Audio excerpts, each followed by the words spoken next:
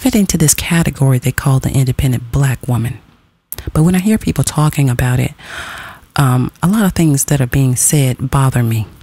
What makes me fit into the category is that I'm over 40, I've never been married, I don't have children, I work in the corporate world, and that makes me fit into the category. But when I hear people talking about it, it makes me uncomfortable. It makes me angry because I hear things that are being said about us that sounds really stupid.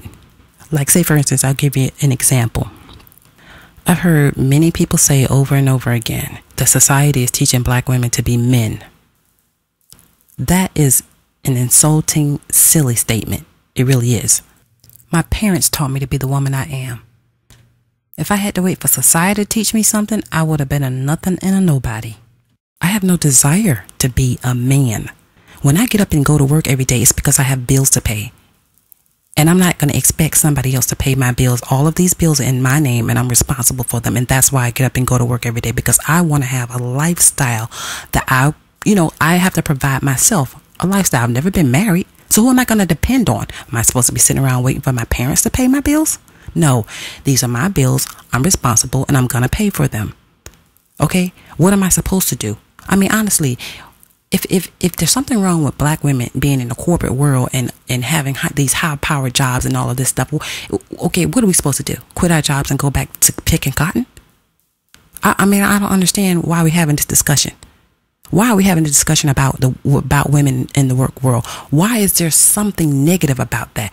Okay, why is it that people can talk about it in such a negative way instead of talking about it in a positive way?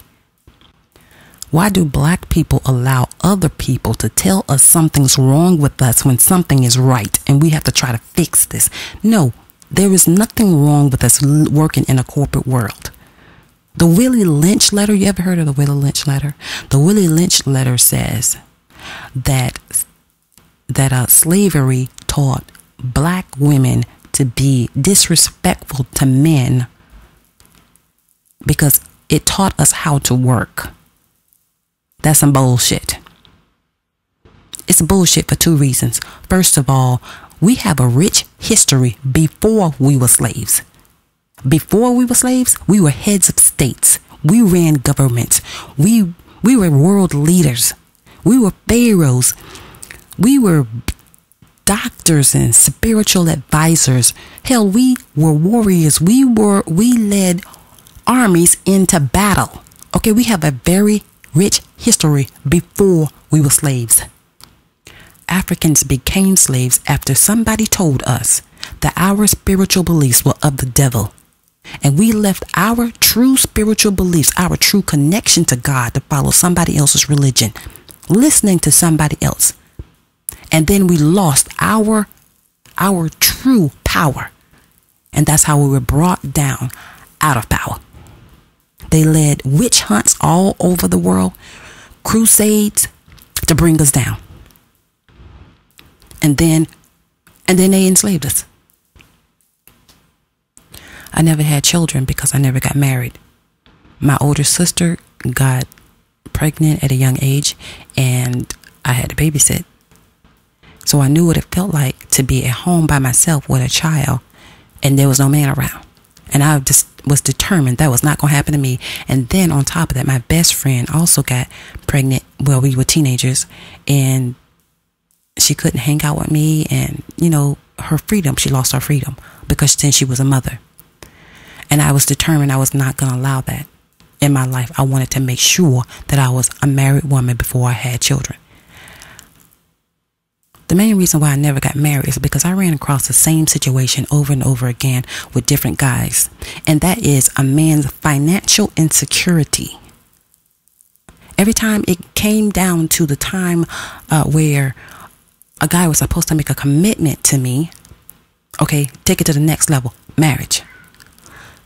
If his finances were not where he wanted them to be, he felt like he needed to push me away or let the relationship fall apart or disconnect himself from me some type of way so that he can go out and get himself together financially. And I didn't understand that because it would take a long time. By the time I finally heard from him again, I wasn't in love with him no more. And I didn't want him no more. So I gave up on him. And I'm thinking to myself, well, where you been? I haven't heard from you. I didn't understand that. Because money doesn't buy love. Okay? You've heard this term over and over and over again. Money doesn't buy love. But at the same time, society does tell men that money keeps a woman. But you know what? That's not true. Money does not keep a woman. Money does not make a marriage work. So if a man is going to ask me to marry him, he had better show me before he asks me that he's going to be faithful to me, that I can trust him, that he's respectful of me. Those are the type of things I want to know before we get married. I don't want to know how much money is in your pocket or if you have a big house or a big car. That does not matter because it does not sustain a marriage. Money pays the bills. It buys nice gifts. It buys nice things, but it doesn't keep a woman in your life. And at the same time, society leads men to believe that it's okay for you to have more than one woman. It's okay for you to have a woman and have another woman on the side. Okay, that's not okay. Women cannot stand it when men treat them that way. That is something that's forced upon women, and women can't stand it. Like polygamy, that's a form of a female enslavement. Okay? Women don't want to be treated that way. That's something forced upon us. A man who has multiple women or trying to keep multiple women or trying to maintain relationships with multiple women, women think are the scum of the earth. They can't stand you. A man only needs one woman, and the woman he should be looking for is the one that can get up every day, go out, get a job, pay her own bills, and take care of herself. That's the woman you need to be looking for, and she's not high maintenance. Okay? That's the one that's going to help you build an empire because she knows how to take care of herself. That's the one you need to partner with. Not try to treat her like a child.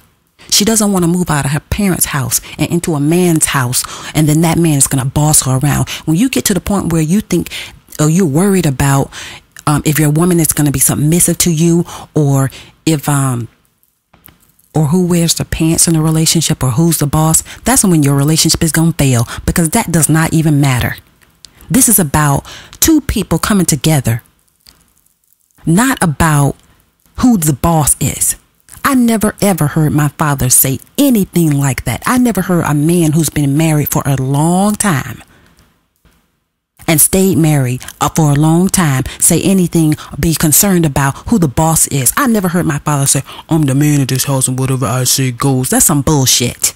As soon as you let that enter your mind, that's when your relationship is going to fail, because women have minds of their own. They think for themselves, and if you are not around, they're going to make a decision. They are going to rule the household. They're going to.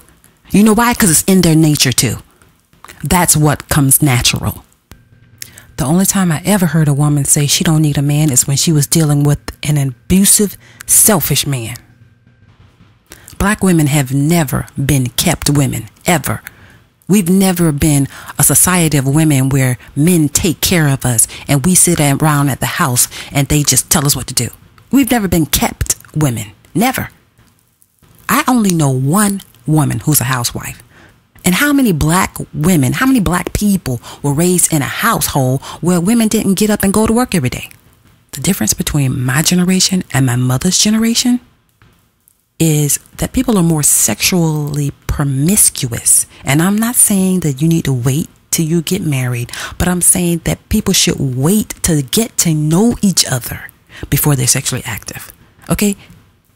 Men should take responsibility for their sexuality and not just think that it's okay to be sexually active with whomever is giving it up. Because that's dangerous. Okay? And I'm not talking about sexually transmitted diseases. I'm talking about you need to understand who you're dealing with before you become sexually active with her. In my parents' generation, men and women courted each other. Courting each other, that means that they dated to get to know each other long before they were sexually active. And that's vitally important. And that, to me, is what's missing. My parents taught me to be the woman I am. If I had to wait for society to teach me something, I would have been a nothing and a nobody.